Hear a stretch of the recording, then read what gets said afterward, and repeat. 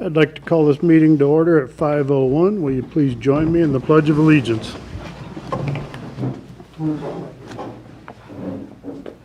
Ready, begin. I pledge allegiance to the flag of the United States of America and to the republic for which it stands, one nation, under God, indivisible, with liberty and justice for all.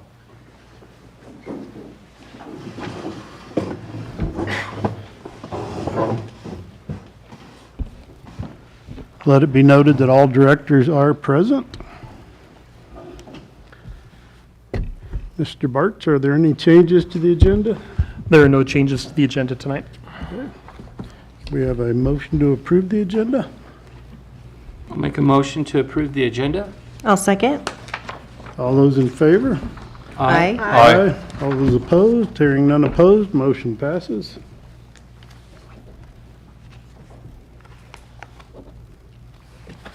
Ms. Sevi, are there any members of the public here for public comment? There aren't any online. We do have Mr. Barnes here in the audience, and we have Gina Mills as well.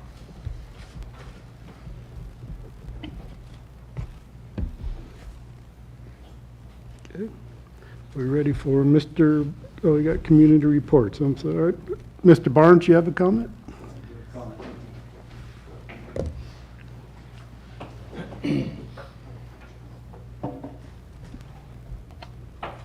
Thank you, members of the board. I wanted to follow up the comment I made last week with a more specific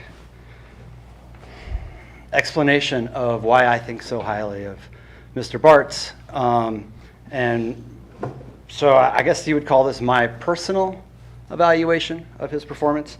My first meeting that I attended here was because I was opposed to the board at that time pushing to have universal trash service, and I was very opposed. And so I started looking for how I could fight this, and one of the first things that I did was I researched Mr. Bartz to look and see if there were any weaknesses that I could exploit. So I guess you would call it opposition research. So I was pretty thorough, I think. I went around and heard a lot of rumors in the community that I followed up that were all dead ends about his time at Baldy Mesa and about things that had happened here. I read the testimony that he gave in the Antelope Valley water adjudication case, all of the testimony, and I actually came away very impressed. And I started attending all of the meetings, and I came away further impressed with the staff. And I just realized, hey, there was not going to be a weakness within the organization that I could exploit, so I looked elsewhere and did what I could. But that opposition research, if you will, sort of convinced me, actually, we have a great team in this community. And I was blown away, actually, at the quality that I saw. And a long time ago, when I graduated from college, I was an assistant pastor back east, where I went to school. And every week I would meet with the senior pastor, and he would give me lessons. And the main lesson I remember, he taught me about the difference between power and authority, as he called it. He said power is imposed from above, it's titles, it's forced. Authority is given from below. Authority is when everyone underneath recognizes this person is a leader. I don't see it much in hierarchies around America, but I have seen it here. It seems to me that we have a general manager who attracts staff who are at the top of their game, who are excellent, but also want to be here and want to be around him and want to be a part of this community. And it's not just money that makes that happen. Whether or not we have the highest salary, it's not just money. And I look at other communities and their staff is okay, but I look at ours and I think it's great. And so for me, that all reflects at the end on the person at the top. And in my personal experience, that's the way he's been. He is open to people coming in.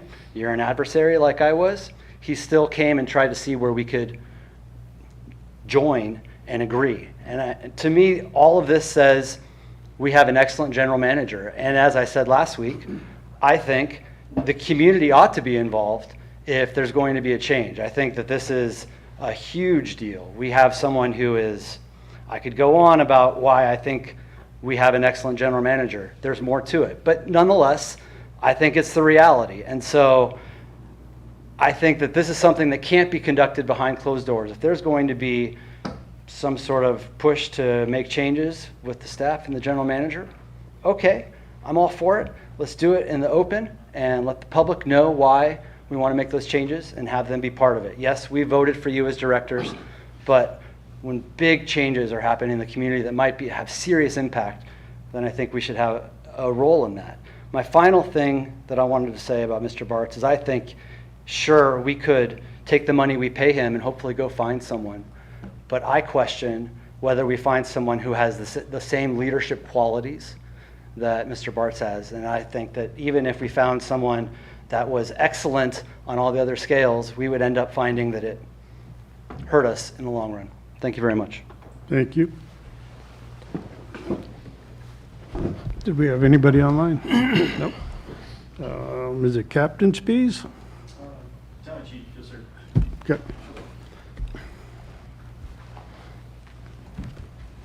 All right, just a quick update. Eric Spees, Battalion Chief of San Bernardino County Fire. So just some updated statistics from the last time I was here for a local fire station. Year to date, Station 10 has run 2,368 calls. We've had 83 in the last couple weeks since I was here last. Breakdown on significant calls, we had 8 significant traffic collisions, 3 vegetation fires, 2 structure fires, and 4 rubbish or improvement fires. We did attend Phelan Fun Days. I'm sure you guys all saw us out there. We were able to bring a ladder truck over, our local engine, ambulance. And we did have a dozer scheduled, but unfortunately they were still committed to our fires. The Fire Explorers, update on them. I'm sure you guys seen them. They're pretty involved in the community, and I actually came from the Phelan Fire Explorers. But they are opening it up. They're accepting applications and looking at bringing on more Explorers. That should be closing soon, and then next month they'll be working on that process. So anyone interested in that, sbcfire.org, and they have a digital application where they can fill out and submit to the local post, and they'll select from there. So that's all the updates I have. Have any questions? Any questions? This may not be your area, but the tragic incident we had with the throwing of the rock at the car on Highway 138, do we have any additional information on that you have heard? I do not have any additional as far as cause and that be CHP or sheriff Okay, on that farm. thank you. Thank you. I want to say thanks for being at Phelan Fun Days. The hats were a big hit with my grandkids and the Frisbees the Explorers were handing out. Absolutely. Yeah, we enjoy coming. Thank you. Dr. Holman.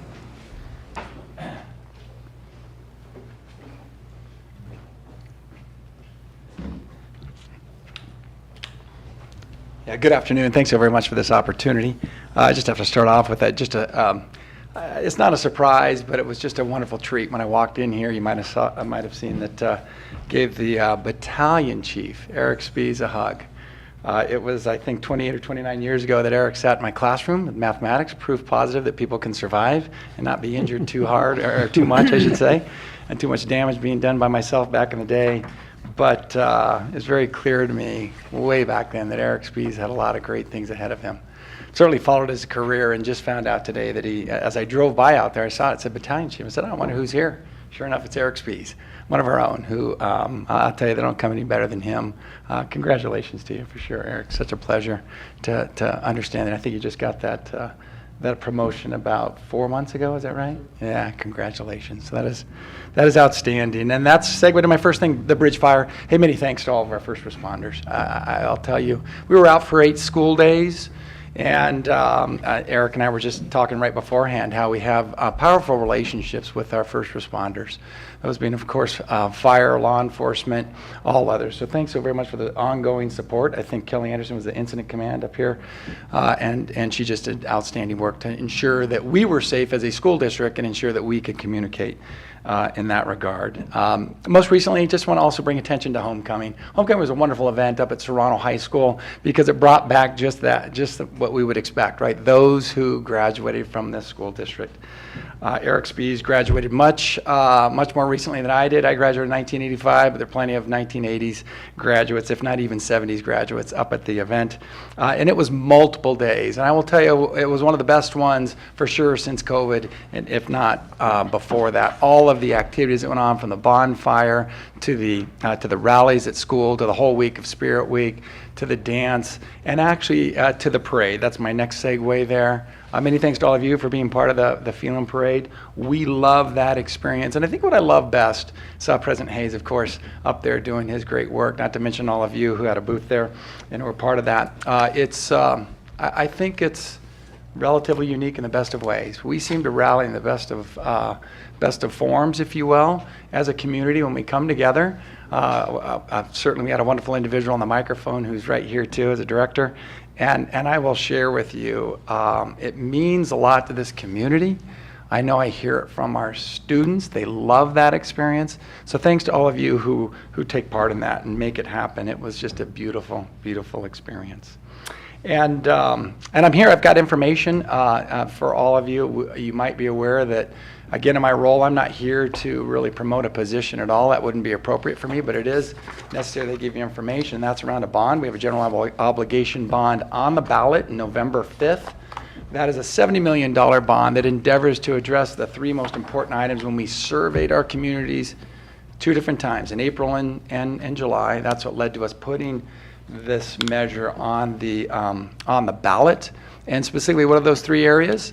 CTE, or what we might call career readiness, as well as other classroom, ensuring that we get our classrooms that are getting our kids ready for careers up to the grades that we need to ensure that they can be successful. Infrastructure, leaky roofs, our electrical systems, pipes, our HVAC systems need to be upgraded. We're also seen to be as the second most important issue. And the third one are safety measures in place. So please know, again, if you need any information, I can leave that here with Kim, and that'll be a segue to my last comment here in a moment. Just information for yourselves. If you have any questions, certainly feel free to reach out. And then finally, just that, I'm just going to capitalize, if you don't mind, with the comments from Peter Barnes over there. Leadership's hard. I thank you all for what you do. I get to work with a lot of you specifically. I just mentioned Kim most recently here in my comments, but I think I've reached out to almost all of you at some point in time. Thank you for your efforts.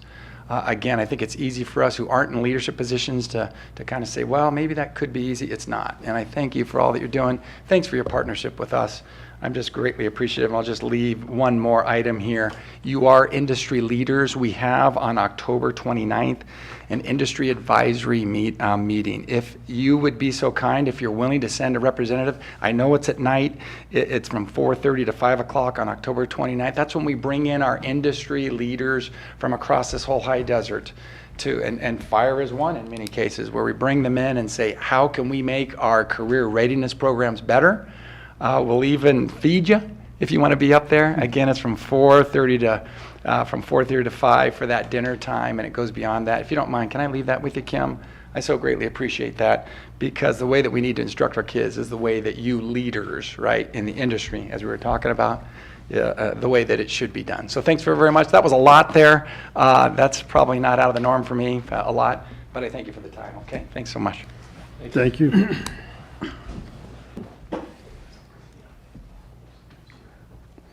All right, we'll move on to consent items. Does anyone have any consent items they would like to pull?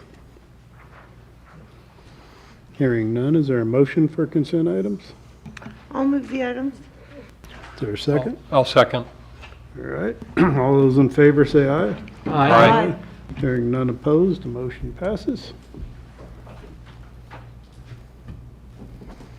And there were no matters removed from the consent.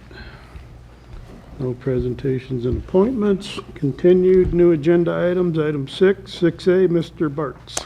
Discussion and possible action regarding resolution number 2024-06, establishing policies for board conduct amongst directors with staff. Thank you, President Hayes. I'm going to skip the background. We did review this not too long ago. The annual review did take place on March 13th, 2024. And Resolution 2024-6 was adopted by the board. The resolution is scheduled for annual review in March of 2025, but Vice President Snyder requested this item to be placed on the agenda tonight. And with that, I think I'd just like to turn it over to either Steve Kennedy or Mr. Director Snyder, Vice President Snyder. You can turn over Steve Kennedy. Okay, Steve? Yes, thank you, Mr. Bartz, members of the board.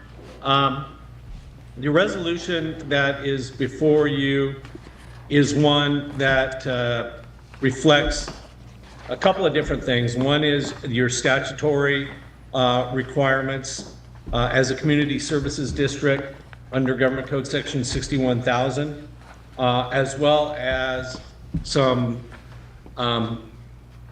policy issues that the board has adopted sort of around the statutory requirements. So typically the way the hierarchy goes as far as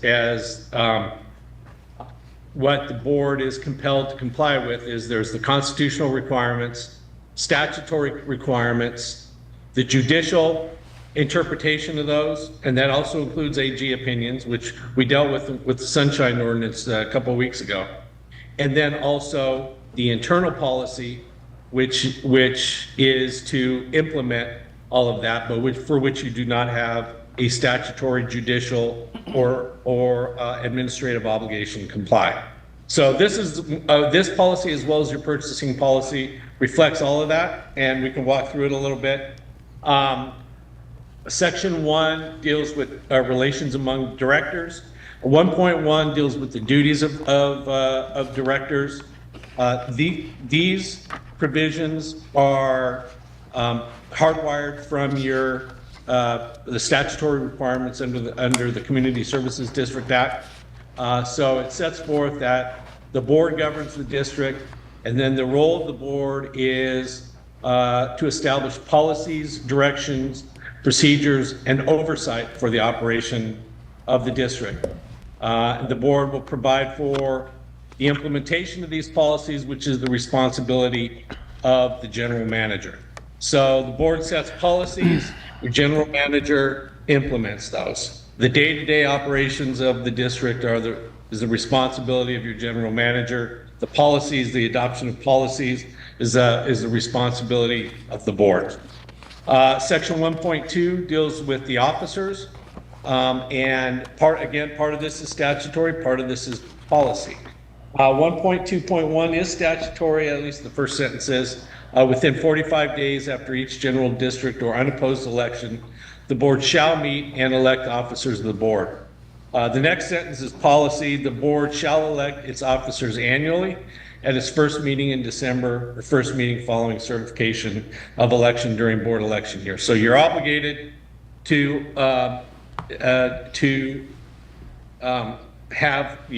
elect your officers after each general district election, which is every 2 years. But what the board has done is say we're going to do that every year, and you do that generally in December. The officers of the board are the vice president and the president. That's statutory. You are allowed by law to create additional offices. The board has not elected to do that. 1.3 deals with parliamentary procedure. Generally, the board operates under the Brown Act. A lot of times what you will see in board meetings is, well, you know, Robert's Rules of Order, what's the role of that? And for the district has actually adopted Rosenberg's Rules of Order, which is sort of a updated version of Robert's Rules, which is really an archaic code that came out of English law. Rosenberg's is much simpler, and it deals with, you know, who makes motions, how seconds are made, whether a substitute motion then it is one that gets recognized by the floor first, and how do you amend motions, and all of that. Generally, the goal is for the action of the board to reflect the will of the board, and not to get hung up in a lot of the weeds of the parliamentary process. So, but that's 1.3. 1.4 deals with committees. Standing committees are treated under the Brown Act the same way as board meetings. They are open and noticed, and they are agendized, and the public is entitled to attend all standing committee meetings. 1.4.2 deals with ad hoc committee meetings, and ad hoc committee meetings do not require the notice, agenda, and public participation requirements of the Brown Act. But in order for a committee to qualify as an ad hoc committee, it would need to satisfy the 7 elements for that committee that are in 1.4.2, and generally that is that the committee has a short term. The committee's life expires upon completion of the task. It's a single task, and the life is very, very, very short. So that is 1.4.2. 1.5 deals with personal conduct. This is not statutory. This is the board policy on how a director should treat each other, and essentially it's with courtesy and with recognition that and respect that all of you are doing the best that you can for serving the district and the constituents that are part of the district. 1.6 deals with the manner in which views and positions should be communicated, and again, basically boils down to with dignity, style, and values that reflect respect of each of the board members and all of the staff as well. 1.7 deals with board discipline. This is something that has not occurred in the board's history, but the board can, by a supermajority, can censure a board member. A board cannot remove anyone from office. That is only permitted either by the electorate during the elections, or if a vacancy occurs by operation of law. And generally that would be if there's reasons related to someone's conduct, it would be a felony conviction or a misdemeanor related to the office. For a vacancy to occur, other ways that vacancies can occur, certainly through the death of a sitting board member.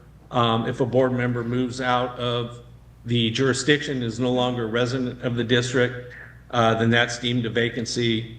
If a director runs for another public office and is elected, then that is deemed a vacancy as well. But board discipline is really the way that you attack the board. Handles situations in which another director is deemed to have not complied with his or her duties and responsibilities as a board member. And if a supermajority makes that decision, then what can happen is that that board member, the censured board member, can be removed from all committee assignments, would not be entitled to compensation for attending stuff other than board meetings. That would be compulsory. So 1.7 deals with that situation. Section 2 deals with the relations with staff, and again, staff implements board policy. General manager is the day-to-day in charge of the day-to-day operations of the district.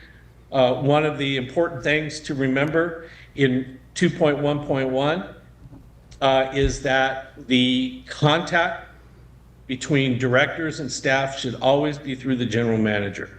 The district staff is not the board staff. The board only has one employee, and that is the general manager. And then, so everything should be funneled through the general manager, and then the general manager would then delegate that out to the rest of the staff.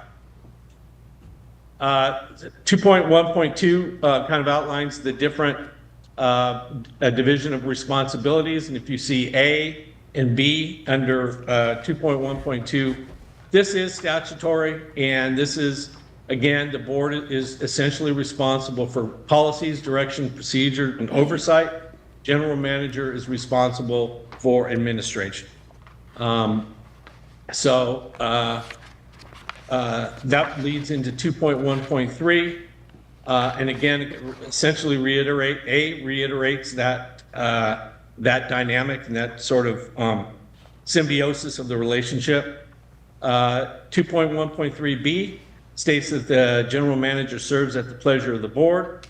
The board will provide policy, procedure, oversight, direction, and instruction to the general manager on matters within the authority of the board by majority vote of the board during duly convened meetings of the board of directors, which means that individual directors do not have any authority over the general manager and cannot give direction to the general manager. Direction only comes from the collective. And the board can only act by majority vote. So individual directors have no authority over the general manager or over any staff. It is all done through majority decision by the full board. 2.1.4 states that the general manager's performance evaluation will be done on an annual basis. 2.2 identifies the treasurer, the general manager as the treasurer. So when the district was formed, the treasurer was the county of San Bernardino since this district was a spinoff of the county service area. So one of the first things that the board did was establish an alternative depository so that the monies that were allocated to the district were separated out and deposited into different accounts that are controlled by the board, but under the authority of the treasurer, and the board has appointed the general manager as the treasurer. So the general manager has both the administrative duties as general manager and also the duties as treasurer of the district. Section 3 talks about that policy can be reviewed on an annual basis, but can occur more often if that's the board's wish. And the board has the ability to modify this policy to the extent that it doesn't conflict with state law, either judicial determinations, AG opinions, or statutory constitutional laws. So that's your policy. I'd be glad to answer any questions that the board may have regarding this document. Are there any questions for Mr. Kennedy? I have one. Mr. Roberts?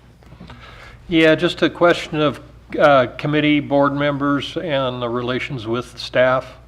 I know, well, throughout the years, there's been times when I've requested or asked for things to be completed, worked on by staff. Should there be something in here that it describes the board relationship with general manager and the limits to staff, but when you're in committee and discussions are had, ideas and concepts are put forth and directions are made, is there something that might be should, or is it just taken for an understanding that it would go through the general manager at that point before it proceeds? Does the general manager typically attend standing committee meetings? Yeah, 50%, I don't know, maybe 50% of the time, not always, no.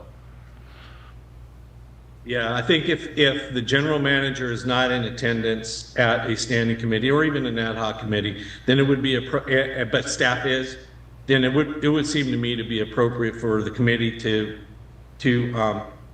give direction to the staff that is present. I think that would be an implied delegation by the general manager of that authority, at least on a limited basis for that meeting. So I certainly do not see any problem with the committees giving direction to staff. My question was whether that should something be codified in this about that? Sure, I'd be glad to. I'd be glad to add that. I don't know, I was asking you with your expertise on it, so. Okay. To me, it's implied, but I also don't have a problem with making it express in the document. So I think it's a good point, and probably should be hardwired directly into the document. So I think it's a good idea.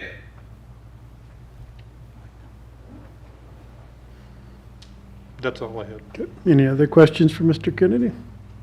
No? I have a curiosity. Do the terms president and vice president have to be used, or can they use chairperson and vice chair? Great question. The terms president and vice president are actually in the CSD law. I do not have a problem if you want to change that to chair or chairperson or a different designation, as long as it's clear that that designation is one that that is essentially a different word for the president or vice president position. I don't have any problem with that. It was more of a curiosity than anything else. Thank you. Sure. Mr. Barnes? I had a quick question for Mr. Kennedy, and there's a quick comment. So the question is, you mentioned the electoral ability of constituents to use their electoral voting. Is there a recall provision for board members? I don't have my phone, so I couldn't look it up, so I just am asking.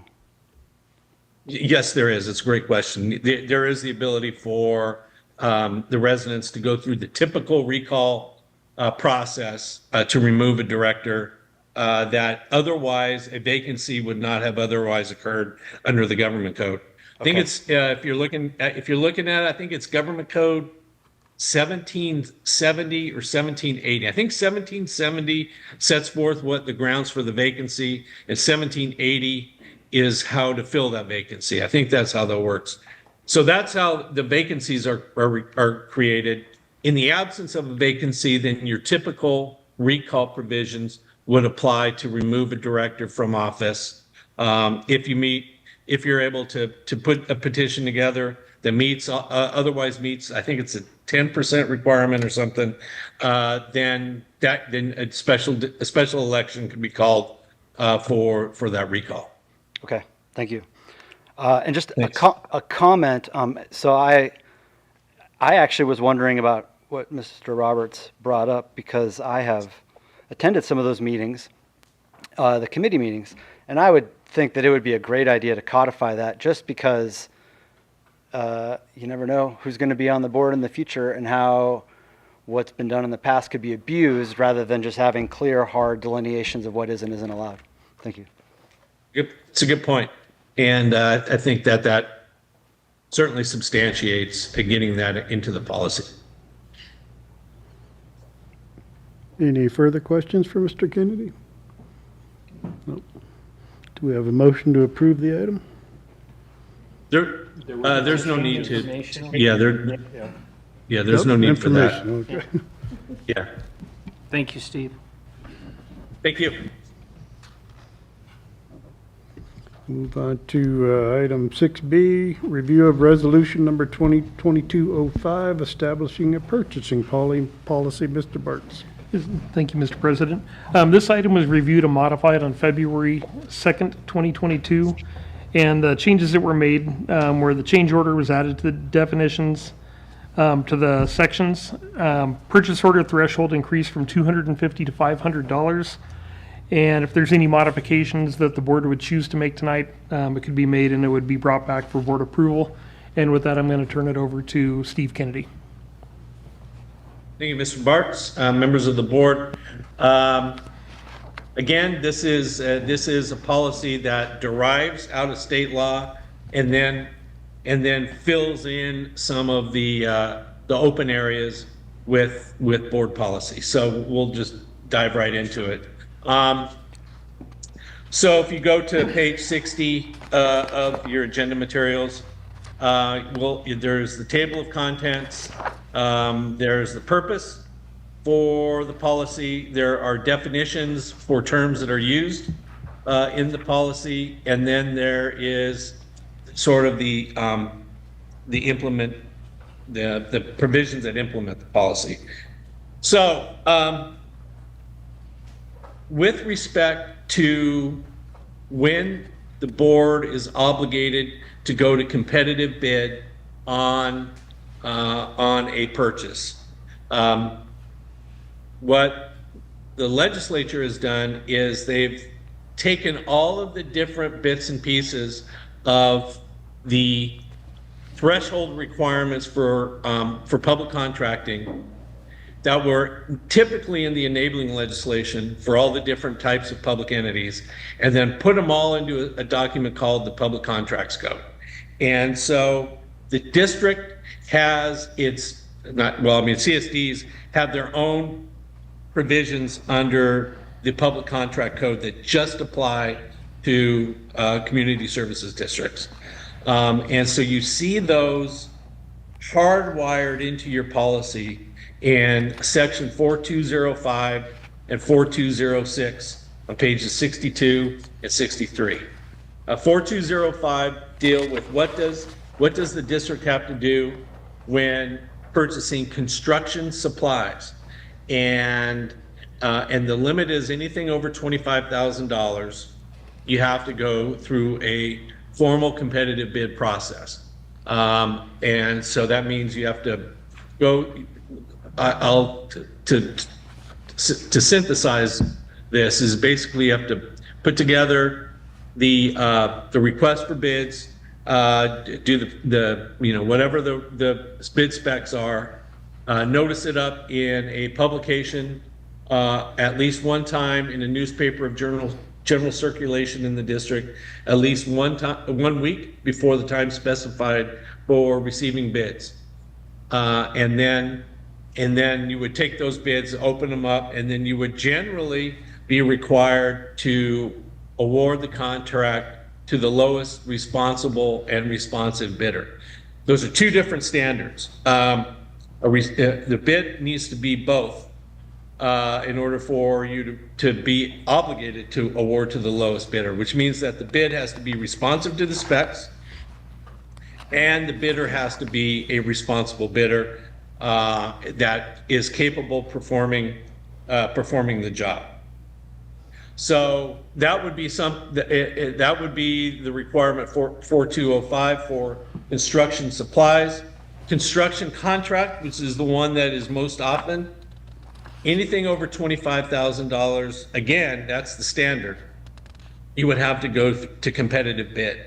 And in this day and age, that's an extraordinarily low number to have to compel districts to go to competitive bid. And I mean, it's almost all construction projects are over $25,000 generally.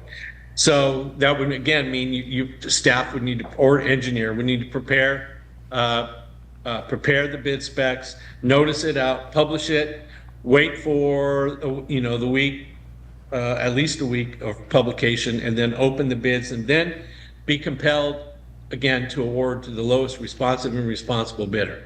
Now, if the board were to determine that a low bid was not responsive, that generally just requires a showing that the bid did not meet the bid specs. There was something that was missing in the bid, and that was not part of the bid specs, or there was some disconnect between what was submitted in the bid and what was required in the bid specs. For the board to determine that a bidder is not responsible, that is a different process, and that does require a due process hearing, which means that in order for the board to say, we're not going to award to the low bid because this bidder can't do the work or is not capable of doing the work, or whatever reason you want to determine that or staff is recommending that the bidder is not responsible. If you had bad experience in the past with the bidder, or you make a call on the references and someone that has dealt with them says, oh no, they really messed up our project, and you don't want to go with them, you'd be required to give due process, which means a hearing before the board, notice to the bidder, an opportunity for that bidder to come to a hearing before the board in open session. Staff would present, it would almost be sort of like a mini trial almost, where staff would present the grounds for determining why the bidder is not responsible, and then the bidder would have the opportunity to respond back and provide evidence suggesting that the bidder is responsible. And so that is a very tricky process, and would really be sort of a last resort if you get to that situation. But those are the two areas by law that you're required to go competitive bid: construction supplies and construction contracts over $25,000. What the board has done on top of that is set forth from a policy standpoint what to do if for other contracts that aren't either construction supplies or construction contract. And so you've got 4207 that deals with what's the process for purchases of vehicles and equipment, and 4208 process for purchasing limits for other types of contracts, and under what circumstances you have to go to formal bid, what circumstances the general manager can directly negotiate with someone on those for that service or those supplies, rather than go to competitive bid. And so that's what you see in 4208 is what to do with other contracts. 4209 has language regarding exemptions, and this is a very important provision. In fact, we're going to see it in the next agenda item. And these are exemptions from competitive bidding. These are exemptions that have been recognized through essentially the court system in interpreting the application of competitive bid, and really when going to competitive bid would not serve the public interest as well as directly contracting. And so these are really important provisions. Some of the ones that you'll often see is 4209.02, when an emergency exists. So in an emergency situation, you've got a pipeline that's breaking or whatever, and you've got a health and safety at issue. It doesn't serve the public interest to have to then prepare the bid specs, notice it up, wait a week, and then award to the low bid. And those circumstances, staff needs to fix that emergency now because public health and safety is at risk. So that's 4209.02. 4209.03 is when a sole source contractor has been designated. So if there is a contractor that possesses unique knowledge and skill that you would not otherwise be able to obtain from any other contractor, whether they've in the next situation, whether they've done all of the work for the district's tanks or something like that, or the district's pipeline system, they know where everything is, or they've got a product that is unique and that the district has used before, and so to use a different type of product would not serve the public interest. If the board makes a designation that there's a sole source contractor, then would not be a need to go to competitive bid. And 4209.04, when competitive bidding would fail to produce an advantage, and or when an advertisement for competitive bidding would be undesirable, impractical, or impossible. A lot of times you'll see those situations if there's if you wish to get a project done, say a water production project before the summer hits, and there's certain timing requirements that you generally outside of the district's control that would make the process of going to competitive bid undesirable because there are other public interests at stake, not those that are created by the district, but ones that the district are confronted with, then that's when you would want to go to 4209.04 and make a determination that competitive bidding would be undesirable under this circumstance. 4209.05, again, is also legally recognized exemption. You are not required to go to competitive bid for professional services. You are not required to retain, say, your attorney or your auditors or your accountants or your engineers, anyone for which the service that they're providing qualifies as professional services. You are not required to award to the low bid for those types of services. So those would be exempt. And then that gets us to 4210, which is where the limits are for purchases of other services and supplies. You see the breakdown there of what you need to do for purchases less than 5,000, between 5 and 15,000, between 15 and 25,000, and those exceeding 25,000. Those really are kind of a graduated series of, do you contract directly with a party? Do you get informal bids? Do you get quotes? How many quotes do you get? What's the general manager's authority, et cetera, all the way down to 25,000 or more is a formal bid process, even on contracts that are not construction supplies or construction projects that are over $25,000. 4210.05, rejection of bids. The board always has the ability to reject all bids. For instance, if you've got a project and say the engineer's estimate is X, and you go out to bid for it, and the bids all come back significantly more than what the engineer's estimate is, and the board says, wait, we didn't budget for this. We need to go back to the drawing board, maybe do some modifications on the bid specs or something. But we're not going to go forward with this project because it would cost way more than we had budgeted for. Then the board has the ability to reject all bids and essentially start over. That is really the process for the rest of this is what to do for open purchase orders, pre-qualification programs, and emergencies. And what the general manager can do in an emergency, and then how that gets brought back to the board for the board to ratify how the general manager handled that emergency. That is really set forth in 4212.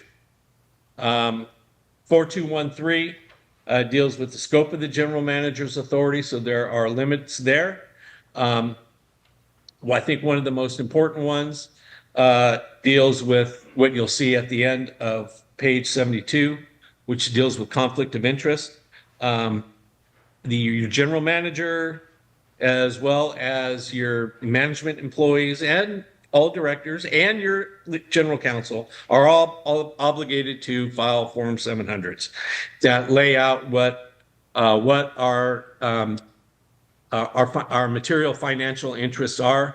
And in moving forward and implementing any of making decisions regarding any construction supplies or other contracts that are entered into, then there's recognition that we cannot be involved in that decision-making process if we've got a conflict of interest. If we've got an interest in our private life that we're asked to make decisions on in our public capacity. And then 4214.01 deal with local purchases, and the board has adopted a policy that the district will make every effort to purchase from businesses located within the district service area if the purchase provides the best overall value for the district. So I'd be glad to answer any questions that the board may have regarding this policy. Let me turn on the mic. Yeah, I just had one. Steve, on long-term contracts, so if the district goes out for bids for 3 to 5 year contracts, because there's cost savings on that, and they do an RFP, then we're well within our purchasing rights to do that. Great question, and that is really something that we are seeing more and more of, which is district will go out to bid for a long-term contract or even say an on-call arrangement. That if a situation arises, that all that happens is staff issues, say, a task order, and that contractor then performs the work, and so there isn't competitive bidding for each time you do that. Rather, you go through a really detailed process. You want to make it as detailed as possible. You do all the work up front. You develop all the bid specs and all that stuff. You do the notice inviting bids and all of that, so that you've got everyone into the mix. But what you're doing is you are creating 3 to 5 years is a perfect example of, okay, you're going to be the entity that will be providing this service for this period of time on a task order basis. We're going to do all the work up front on the notice inviting bids and the competitive bidding. And then once you've gone through competitive bidding for that, then everything else during the term of that contract, 3 to 5 years, then can be done through task orders that don't necessarily have to go to the board every time. You're seeing more of that. There's always the tension, though, on that between speed and getting these task orders out quickly and getting the project going quickly versus transparency and the public being part of the decision-making process when it comes to these types of task orders. And it's a balance and that is really goes with a lot of projects that are subject to competitive bidding is this tension between transparency and speed. And that is always something that has to be managed. For me, as the attorney, my preference is always transparency. Let's do it right. Let's do it this process. For a lot of times, for staff and even board, it is we need to get going on this. The prices are increasing. We need to get in the queue to get the because it's taking so long to get stuff delivered. Those type of things, which I don't have. That's not. I don't have to deal with that. Those types of things are also part of the equation, and that's part of something that is always the general manager and the board have to weigh all of these different things in order to try and come to the right decision. And I know that transparency is one element of it, but not the only element. And so that's really where the board comes in and says, all right, do we want to go this way or do we want to go this way? The 3 to 5 year project really kind of does that because it does have a transparency element as far as the original retention of that contractor.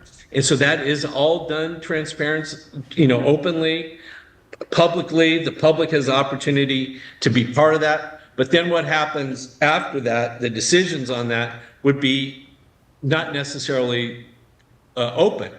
What you'll normally see in those kind of things is that the general manager will then report maybe on a quarterly basis or something. Okay, so under this on-call arrangement or this 3 to 5 year contract, pursuant to that contract, we issued the following task orders. And so it is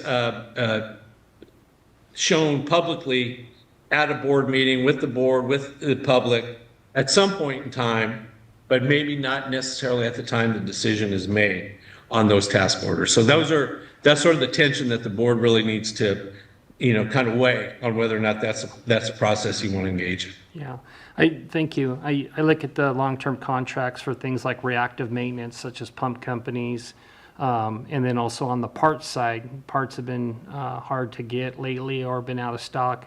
And then so prices vary depending on when you purchase them. So sometimes there's some advantages to having those long-term contracts if they're done right up front with the RFP process. That helps the district run and operate efficiently. Thank you. You're welcome. Thank you. Any further questions for Mr. Kennedy? Director Roberts? This is more for General Manager Bartz on Section 4210, whether there's been any discussion on with the General Manager and staff about those amounts, and whether, because of inflationary pressures, whether an adjustments could be made to build in efficiencies within the district. Yes, thank you, Director Roberts. I did have some questions on that. Some of that is statutory, and I would defer to Attorney Kennedy on if those numbers fall into that statutory category or if they can be modified. Well, if I may, the area that Director Roberts pointed out, those are the non-statutory provisions. The statutory ones are 4205 and 4206. 4210 deal with the non-statutory provisions. However, it does point out an area that I should have mentioned in my presentation, and that is that with these numbers being extraordinarily low in today's time frame, the legislature has adopted a system called the Uniform Public Contracting Cost Accounting Act, and it's part of the Public Contracts Code.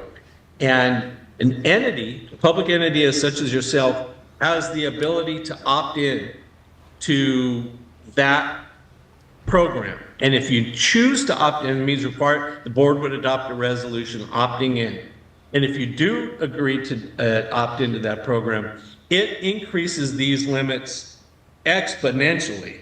In fact, a bill was just passed and signed into law by Governor Newsom on September 29th that increased the threshold of when you would have to go to bid to $220,000. Under the, originally, it was $200,000. Any project over $200,000 would have to go to formal bid. But anything under that, you wouldn't have to necessarily go to formal bid. And that's a lot different than $25,000. And now that even was increased to $220,000. So a lot of it, I think I read that 40% of the public agencies in the state have opted into that program.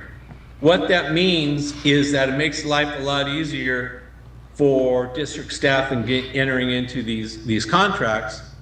Maybe a little bit more difficult for your accounting staff because in order to opt into that program, then what you're doing is agreeing to the state's cost accounting system. And a lot of public entities don't necessarily want to do that, especially a lot of the smaller ones. Complying with all of that may be a little more than what districts are used to. And there's a 14-member commission that sort of oversees all that. And so it can be a little, I think it shifts some of the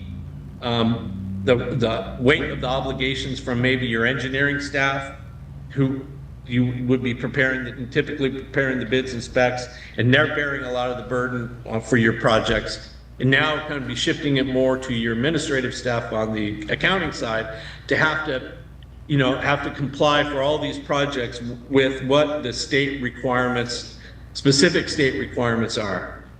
I think that we're going to see a lot more smaller agencies that are having to comply with contractual grant conditions, and I think the board's going to be seeing that, I believe, next month. Mr. Cardenas may be presenting on that a little bit later. But when you're dealing with grant conditions that contractually obligate the districts to now comply with pretty much the same system as part of their eligibility entitlement to grant funds. If now they're being brought in contractually and you're having to do that for grant projects for which grant funding is being provided, then maybe that makes it easier to do it for all your projects. And then that way it lifts up your threshold for competitive bidding. So that's a new dynamic, in addition to the one that was mentioned by Director Snyder, that is being added into this, especially in light of how low these thresholds are. So I would agree that that is something maybe the board should have staff look into, but I just think that now there is a little bit of flexibility that we currently have with the 5,000 and 10 to 15 or whatever it is. I was just wondering if the general manager thought that, say, moving at least for now, moving the 421001 up to, say, $10,000, whether that would create more efficiency within the district rather than, a device that was $4,000 is now probably $9,000. So whether that would be helpful. Yes, and thank you for bringing that up. I think that's a great point. I do think that it would be easier for staff to deal with, but is there a middle ground between where we're at right now and the opting in option? Is there somewhere in between, as Mark was saying, just right off, double that, what we have right now? I suggested to look into it, Don, or General Manager, but the 5,000 and the 5 to 15, there is some flexibility in moving those up to still stay under the 25,000 limit before, while the process of looking into this other situation goes on. So that was my question. 5,000 seems pretty low for somebody to be able to order a small motor or pump, I don't know. Yeah, I think I'd like the opportunity to sit down with staff and also to talk to the attorney on that, and we could bring that back to the board for discussion. Yeah, if you haven't had discussion with staff, I think that these limits should be looked at. That's all I have. Any other questions for Mr. Kennedy? No. All right.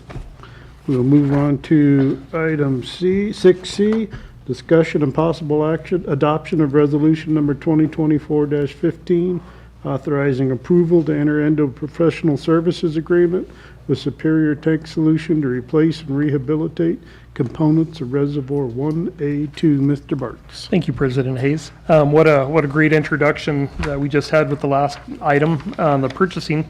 And I'd like to turn this over to Sean to give you a description of the issue that we're dealing with on one of our tanks. Thank you, Mr. Bartz. Reservoir 1A2 is located on Sheep Creek, right at the railroad tracks just north of us.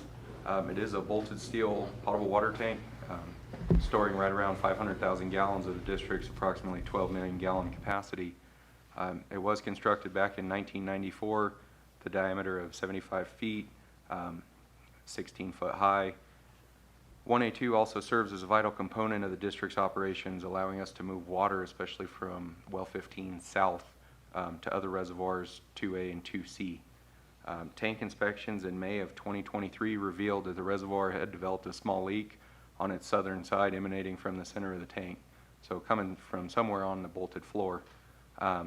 Several attempts to identify the leak using our existing tank maintenance contract with Superior Tank, including divers, tracing dies, and vacuum equipment, all proved unsuccessful. The tank was drained and cleaned. Once again, multiple attempts using that vacuum equipment and dies to find the leak. There is multiple holidays or voids where tuberculation or really drawing that carbon out of the steel, making for nice divots or voids. Staff tried in-house coating the corrosion with a heavy, it's called a quad epoxy. It's a thick epoxy with heavy solid compounds as a spot treatment. We did about the center ring, so about the first 25 to 30 feet out from the center of the tank, and unfortunately that was unsuccessful as well. It was during the 10-day contact VOC sampling period that it was discovered that the wall seams had also begun to leak on the tank. Due to the amount of corrosion present in the floor, Superior Tank, the company that holds our current tank maintenance contract, recommended replacement of the floor, while blasting and recoating of the wall panels would be sufficient to extend the lifespan of the reservoir another 25 plus years. We have had a tank maintenance contract with Superior Tank for the last 14 years, allowing for that continued cost reduction and savings for the district, as we just covered in the last item. The requested PSA is in addition to the current tank maintenance contract. Their proposal and scope of work is also included. The water operations budgeted for $200,000 for the rehabilitation of 2 wells and $115,000 for an emergency well rehabilitation. that has not been necessary. Thanks to well 15 coming online, it's really relieved that burden on much of the district facilities, especially its wells. Reducing that demand, the savings from that, the savings from not having to perform those well rehabilitations could potentially be utilized to cover Reservoir 1A2 rehabilitation expenditures. The proposal came in at $274,800. Basically, what we are asking for is to utilize that $315,000 that's not been utilized for well rehabilitations and putting those resources into the reservoir, bringing that about a 500,000 gallon tank back online. The proposals, as well as the resolution, Mr. Kennedy was kind enough to help draft, alluding to all those goodies we just covered in the last item. Exclusions to competitive bidding are present, and we're happy to answer any questions. Sean, could you describe for the board the process of replacing the floor in the tank, what has to be done, and about the existing coating on the walls and that type of thing? So basically, we're going to come in with titanium oxide, like a giant sandblaster. Much like a paint stripper for your car, we're going to blast the coating off of what's existing, find the extent to the walls, as well as we're going to jack the tank up. We're going to physically remove the floor. We're going to fabricate a new floor, slide it in there, bolt it all back together, and then coat it with a brand new, it's a elastomeric coating. It's a little different than some of the low VOCs we've used at some of the other reservoirs. This one has an elastic property to it. It's being recommended because this is a little bit older of a bolted steel tank, so we're going to apply it a little thicker, about 7 mil, buying us at least another 25 years out of this reservoir. And there's several pictures from the attempts, unfortunately, that were made but unsuccessful on pages 79, 80, 81, and 82 is probably the best picture. Yeah, and you can see just from the spot treatment using that aquatepoxy, really how many holidays, the pitting, and tuberculation that's present. There's not a lot of carbon left in that steel. There were several areas that we found you pretty much push your finger right through. So. And you said there's some leaks that have appeared in the walls of the tank with the gaskets in there. Are they going to be recoating the entire tank? That's correct. Okay. The entire tank will be recoated, eliminating any of those potential leaks. So we're not going to dismantle the walls. That's where this elastomeric property in the coating comes in, to go over what's existing, again, because it is a bolted steel tank, but we are asking to replace the floor at this time. Any questions, Mr. Wright? Gotta love bolted tanks.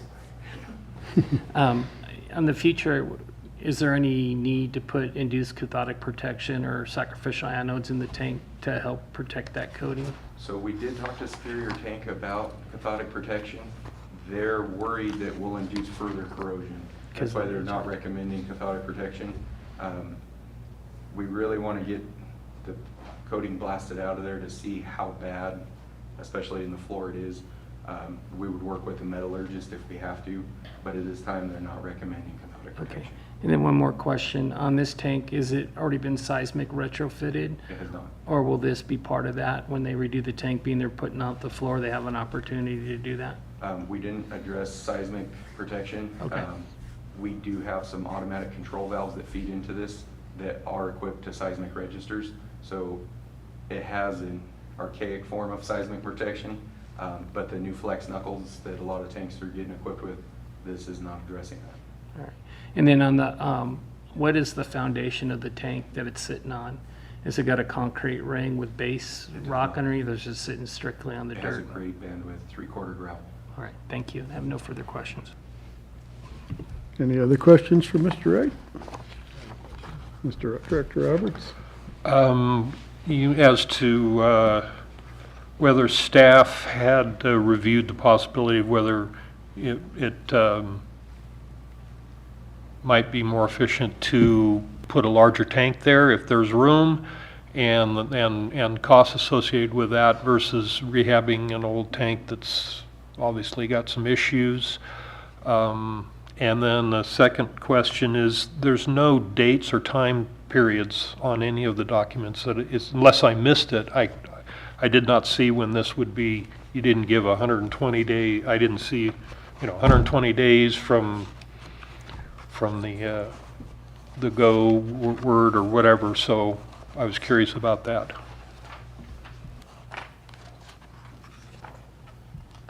The work reference would come with a 1-year warranty, but having a performance on timeline, Superior Tank understands that we would like to see this done in the spring. We really have 2 coating windows here in the high desert, spring or fall, just due to temperatures. We kind of are bound. We can't coat the interior of a reservoir in August. We're really dependent on those temperatures. That's why I mentioned it, because we would want to do it before spring. Yeah, so why And it's being then brought to the board in this fashion, we're really hoping to get in there to blast out that coating before spring. So come March, April, May, when is that sweet spot for the temperatures when we can coat, to have the new floor installed and everything blasted out so we can begin coating when the temperatures are right. And then my other question was whether staff reviewed the potential to put a larger tank, since you're going to spend $250,000 or more, $300,000 probably, whether it would be better to do that, or whether it's currently sufficient. You just want to rehab this one. The capacity is sufficient. Unfortunately, we do have the railroad tracks just to the north of the property, and we don't really have property to the east. And well 8 sits less than 10 feet from the reservoir, so we really don't have the footprint to expand out, unfortunately, at the site. Sean, what is the cost per gallon for a 500,000 gallon tank?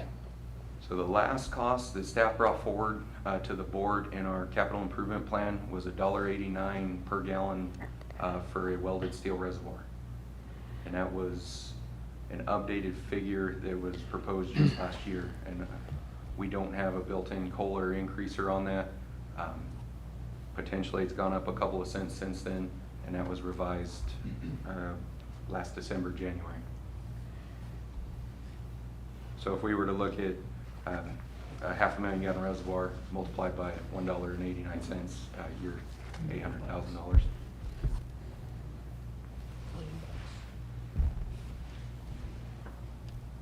Any other questions for Mr. Wright? Do we have a motion on the item? Nope. Mr. Barnes.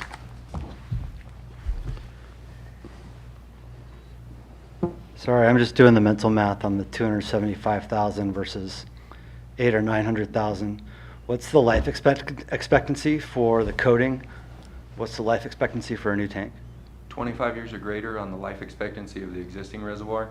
On a new reservoir with cathodic protection, designed properly from the onset, 50 plus. Unfortunately, we're retrofitting existing. Bolted steel, in my professional opinion, would be one of the last options I would have chosen, but that is the hand we're dealt. Any other questions? No. And Mr. Kennedy, could you help us with is it a resolution that's attached to the back end of this item? Sure. The resolution identifies the exemptions on which all the findings necessary to move forward with this project without having to go directly to competitive bid. So the recommended action would be to adopt that resolution. Good. Okay, I motion to adopt Resolution 2024-15 to approve the professional services with Superior Tank. And I'll second. Okay, all those in favor say aye. Aye. Hearing none opposed, motion passes. Hey, I was gonna oppose this. Oh, okay. Hearing one opposed, motion passes.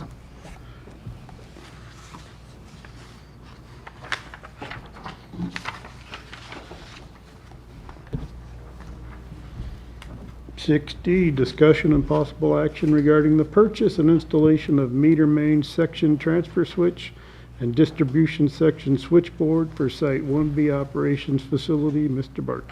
Thank you, President Hayes. I'm going to send this right over to Sean. This is his job. Thank you, Mr. Bartz, and we're back. The district has multiple booster stations that were constructed in the late 1970s and 1980s.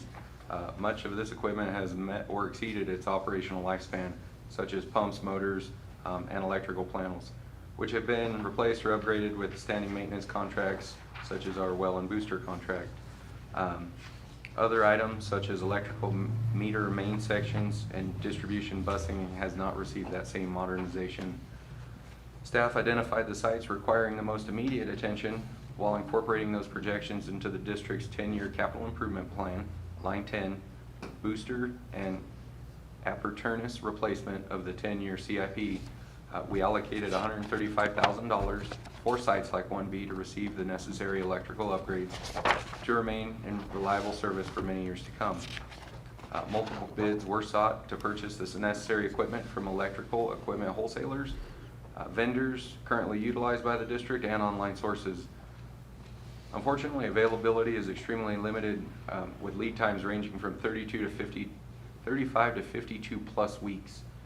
The 52 plus emphasis, some vendors are even telling us up to 2 years, depending on your panel. Staff did solicit 4 bids with 2 non-responses. Those quotations are attached. Basically, what's been happening at this particular site, we've blown apart the meter main disconnect. We're on our 4th one. So these parts were so hard to come by. The first one we replaced it with came off of eBay. It was located in Central California. That lasted about 6 months. We bought 2 brand new ones from Consolidated Electrical Distributors. Both of those we unfortunately exploded, for the lack of a better term. So we know we're pushing into the service factor. It is a 600 amp meter main section. Staff is requesting to jump that up to 1,000 amp. In the year 2032, part of our CARB compliance is going to be addressing we're not going to be able to purchase internal combustion engines. This will allow future growth at our operations facility, giving us over 400 amps available for electrical charging if needed, while addressing encroachment onto that service factor of the existing equipment. If there was a question, how do we know we're encroaching into that service factor? The busing is cooked. So we can tell by the distortion, and we also use infrared, so the temperatures. We know we're pushing what's existing, so we'd like to modernize it and upsize it for future growth. This item was budgeted. We were hoping to address the motor control centers as well as the sites, but again, unfortunately, inflation's caught up and surpassed what was budgeted. We're going to break this into 2 years. So first, we'd like to tackle that meter main section.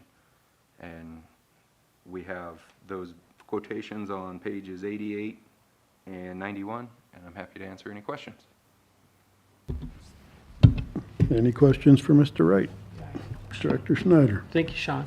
When it comes to the service feed there, are we required to, what's the cost going to be from Edison on the transformer? Do we have to do any upgrades on the transformer there from Edison on the service feed? Thank you for that question. You're welcome. That cost is $3,375. Okay. We've been working with our Edison planner. I tried before I ever bring any electrical components to the board to have gotten clarification on the UCERT coding on the panel I'm proposing, as well as worked with the design planner. And that came in just last Friday, and that's why this is being brought to the board for consideration now, is it has been approved. Every panel has the UCERT code on the little red sticker up left, and they're all specific. This particular one has been approved by the Edison designer.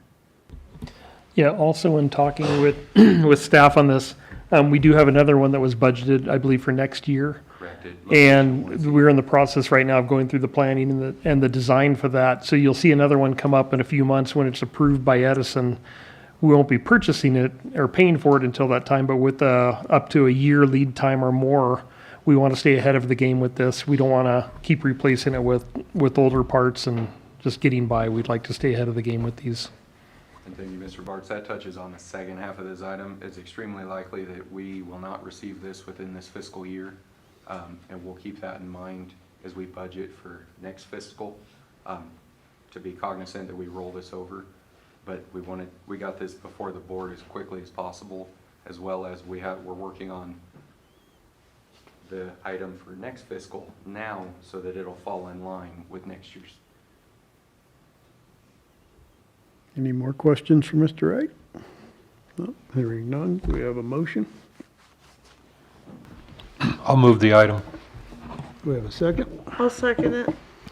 All those in favor say aye. Aye. Aye. All those opposed? Hearing none opposed, motion passes. Thank you. 6E, update on district projects, Mr. Bartz. Okay, this item is for George. Thank you, Mr. Burtz. Just a couple updates, and one more important, I guess, one that was just discovered. Jim Morrissey was our planner for this project, and he had been on this project since 2012. We just found out last week that he's no longer with the county. So we're kind of starting over with staff learning the complexity of our project. With that being said, the grading plan for the Civic Center was submitted 2 weeks ago. And then last week, or a week and a half ago, the design plans for the Piñon Hills, or the Phelan Park Enhancement Project was also submitted. We did receive comments back from that project, the enhancement, and we were following up on the Civic Center. Turns out that the Civic Center was locked in their system and rejected, just never notified. And that was more of the disconnect with the senior planner on our project. It was in limbo, so there is a delay. We're now possibly going to meet with them in person either tomorrow or the next day with who is going to take over the oversight of our project for the Civic Center. So with that being said, the comments have not been received for the Civic Center yet. We don't expect to see much since it's just an elevation change with the project with elevating the pad 2 feet. None of the hardscape really changed, but we'll discover more when we have either a call or in-person meeting with county. We are in the last few days of the public notice for the NEPA, that's the FEMA grant funding, for the EOC, for the Civic Center project. Public comments are due no later than the 14th of October. All the comments are being received by FEMA, as the facilitator with FEMA, so we won't know if any were received, but a meeting would be scheduled real soon, and then next steps would probably be in the next couple of meetings before the end of the year, is to bring that to the board. With the Civic Center, I have nothing more to add to the Civic Center. If there are any questions on the Civic Center, I could move on to the Phelan Park project. No. Well, let me jump into the Phelan Park enhancement. We did receive those comments. We are really expedited to get this project moving forward and brought to the board for recommendation to solicit bids before the end of the year. We have just about 5 official board meetings left for 2024. So we're at a point where we're kind of pushing to get these plans addressed with those comments and then back to the county for approval. In the meantime, we are working with our district legal to review the bid packets. That bid packet, the basis of that would also apply to the Civic Center, which is what are in the hands of the general counsel. So we're going to be bringing this to the board here real soon, just for the fact that the grant requires us to have this awarded sooner. We're going to reach out to them if we can get a variance, maybe a month delay on that, and working it quickly to get this out for bidding. With that, I have nothing more to add on the park enhancement.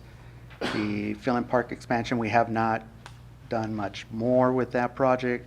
Really was focused the attention more on the Civic Center and the enhancement, which we're pushing through county for approval. The Joshua Tree, and I mentioned a couple meetings back that we were assigned a scientist, environmentalist on this project, on the 1971 Joshua trees that we have. What was requested was photos of each of those trees. Now, whether they'll provide the 162 original trees or the actual 1,971 trees. And as mentioned before, they now consider any of the sprouts of those Joshua trees to be 2 inches a tree. So that's where we get the 1971. Because of the bridge fire, he had delayed his visit. Thought this would be an interesting project for his staff to take a look at, just knowing that there's 1,971 trees. And with the pictures and the report, he couldn't imagine that many trees there, but he's still looking to come out here and take a visit and still work with us on the mitigation of those Joshua trees. I have nothing more to add if there's any questions on the Phelan Park expansion.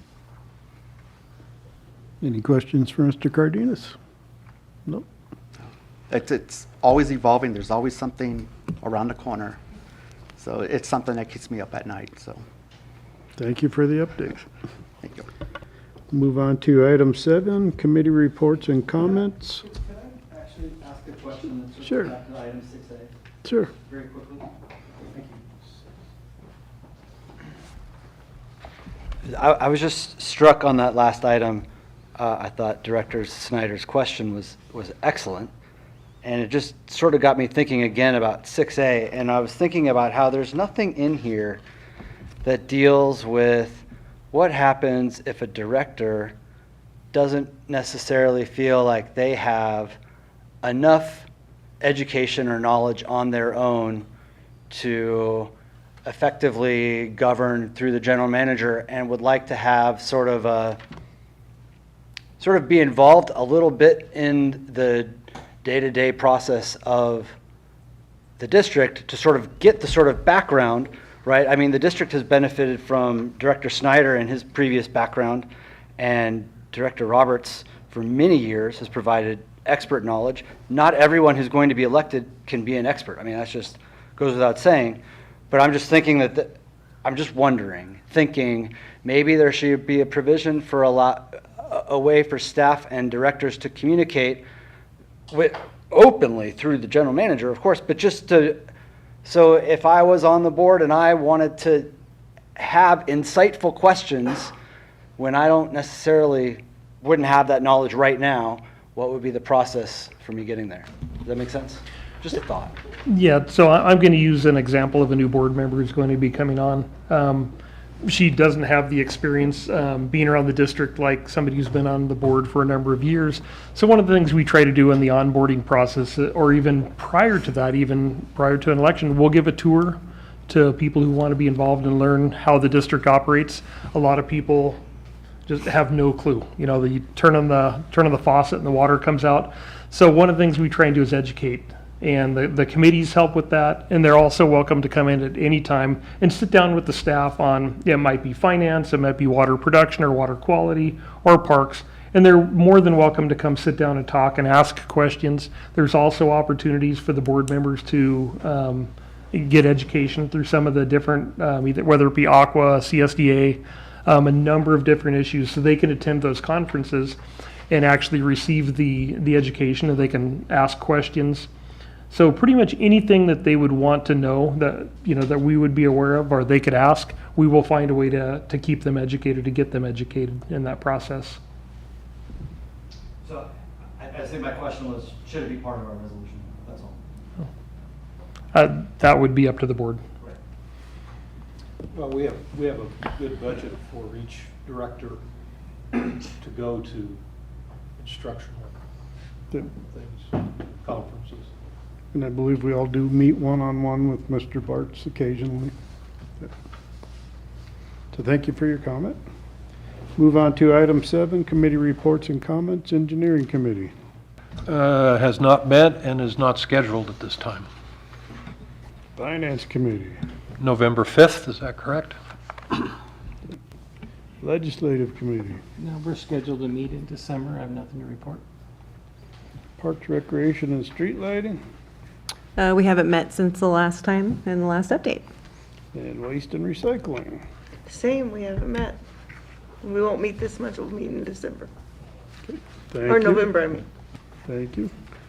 Item 8, Staff and General Manager Report. Are there any staff reports beyond what is in the agenda materials? I have nothing to add to the report. Directors reports. Director Roberts. Nothing more. Director Snyder.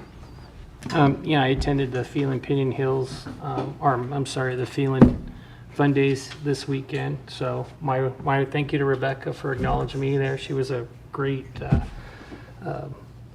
spokesperson out there, letting everybody know about who was in the parade and what they're about. And I had the opportunity to drag the lunch ladies around on the back of my flatbed trailer, and they were handing out all kinds of awesome snacks and drinks for the kids and everything. So, and then Director Hayes was there with his convertible representing the district. So it was a great event.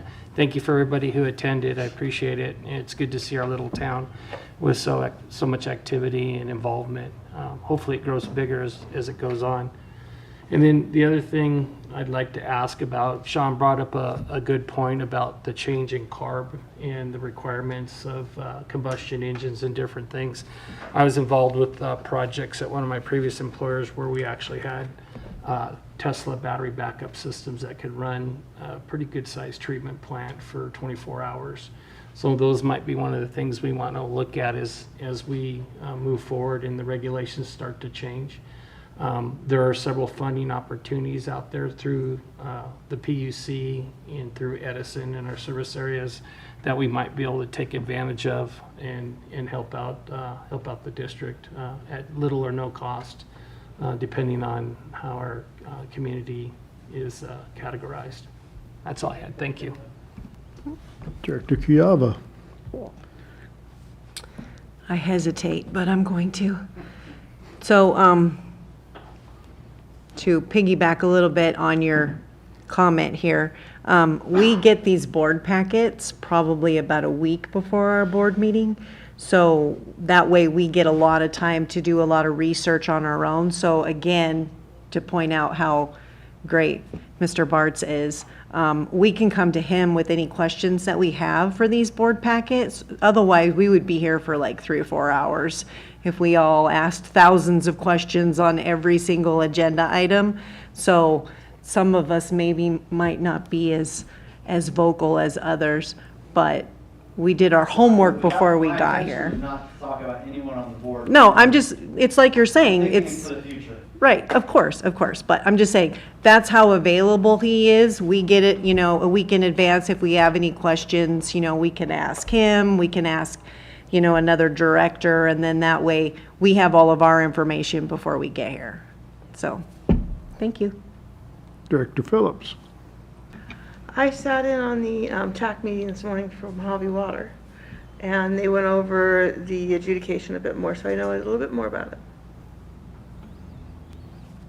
And then as Director Snyder noted, I attended Phelan Fun Days also, and it was an awesome event. I want to thank everybody that put that on. I know a lot of hard work goes into that. You guys probably work on it for the whole year. You're probably already starting to work on it again, but great event. Looked like it was twice as big this year as it was last year. I don't know if it was just me or there was a lot of people there, it seemed like.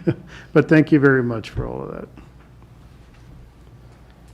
And then item 10, correspondence and information. Ms. Sevi, will you please review the correspondence? There's nothing new other than what is provided in the agenda materials. Okay. And were there any prior meeting action items? Yes, we rescheduled, well, we actually canceled engineering. We also canceled solid waste and rescheduled finance to November 5th due to some committee member absences that are upcoming. And the other item I don't have an update on. And then I have a new action item to look into battery backups and possibly grants for that, along with we'll be bringing back the purchasing policy. Okay. And we'll set the agenda for the next board meeting. Do any new members of the board have any items you'd like to add to the agenda for the next meeting? I think so. And at this time, we'll recess to closed session at 6:35.